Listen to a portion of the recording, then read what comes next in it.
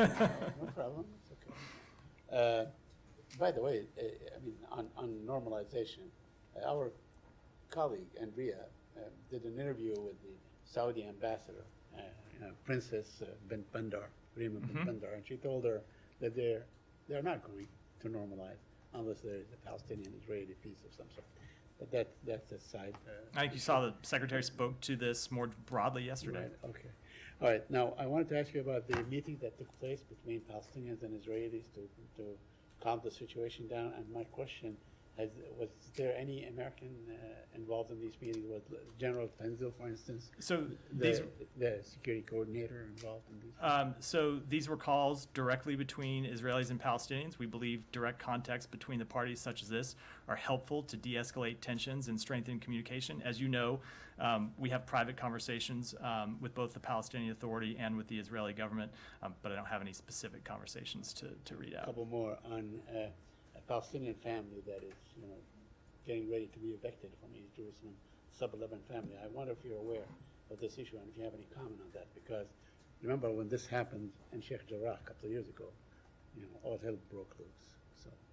Let me just say that we have been clear that it is critical for Israel and the Palestinian Authority to refrain from unilateral steps that exacerbate tensions and undercut efforts to advance a negotiated two-state solution, and that certainly includes the demolitions and evictions of families from homes in East Jerusalem in which they've lived for generations. So you urge the Israelis not to evict the sub-11 family on July 13? I will just say that we have certainly urged them not to take those types of steps. And lastly, the Israeli Prime Minister said that judicial overhaul is moving ahead without override clause. Would that be satisfactory to this administration that has taken a very strong stand against the judicial law? So I don't want to speak to that specific proposal. I will just say the president has been very clear on this, that both the U.S. and Israeli democracy are built on strong institutions, checks and balances, and an independent judiciary. He has said consistently, both privately and publicly, that fundamental reforms like this require a broad basis of support to be durable and sustained. And he has been clear that he hopes Prime Minister Netanyahu will work to find a genuine compromise. Yeah, go ahead. Yeah, I'll come to you next, Michelle. Thank you. An Israeli drone last week killed 3 militant gunmen in the West Bank. Surveillance drones are commonplace, but the strike by an Elbit Hermes drone was the first by the Israeli military since 2006, according to the IDF. Is that something that gives the U.S. particular worry about escalation? And have you communicated any concerns on the use of UAVs to Israel? I don't have any diplomatic conversations to read out. I will say that in general, we have urged parties not to take steps that would escalate the situation, but Israel does have the right to defend itself. Do you consider the use of drones escalating? I don't have any comment on the specific use of drones. Go ahead, Michelle. Yeah, do you have any updates on the attack on U.S. consulate in Jeddah yesterday? Who was behind it and what's behind it? We put out a statement yesterday, I can share for those in the room. There was a shooting incident yesterday outside our consulate in Jeddah. There were 2 fatalities, including a member of the consulate's local guard force, as well as the assailant, who was killed by Saudi security forces.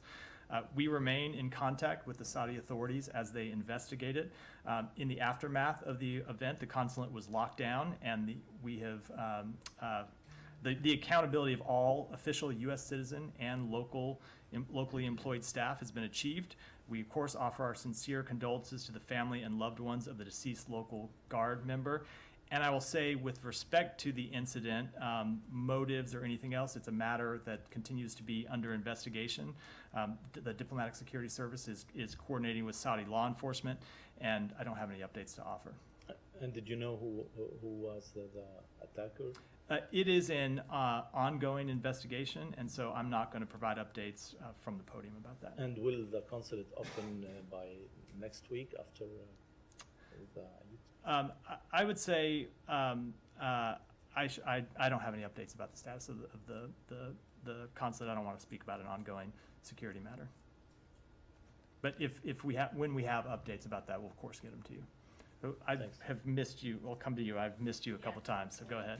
Nadia from Israel. We heard Prime Minister Netanyahu's remarks today about the judicial overhaul. Is going through with it with a few changes, but without a broad consensus. Like you said, President Biden did say that this is the one part that he really cares about. How do you comment on that? There is no broad agreement about it. I don't have any comment. I'm not going to comment on the specific proposal other than the comments I made just a moment ago, which is to reiterate what the president has said. Okay, and Secretary Blinken said yesterday that with everything that's going on in the backyard of Israel, it will be hard and maybe impossible to achieve normalization with Saudi Arabia. Did you get any messages from the Saudis, from Saudi Arabia about this issue? Well, the secretary traveled to Saudi Arabia several weeks ago and met with the Crown Prince and the foreign minister, and one of the issues we discussed was normalization and what it would take to potentially achieve normalization, which we continue to recognize is not something that's easy to achieve, but we think is important enough to work on. So I won't speak to those comments other than to say we generally won't in our meetings we'll talk about what we said sometimes, but we won't generally talk about what the other side. But the foreign minister himself in Riyadh in a press conference standing next to Secretary Blinken made clear that he believed some progress on a two-state solution, some progress on the rights of Palestinians would be an important step for them. And so as the secretary said yesterday, he has made that clear to Israeli officials. He talked with the foreign minister of Israel just in the last couple of days and made clear that steps that take the two parties away from a durable two-state solution, that take the two parties away from peace, will of course have an impact on our shared goal of achieving further normalization.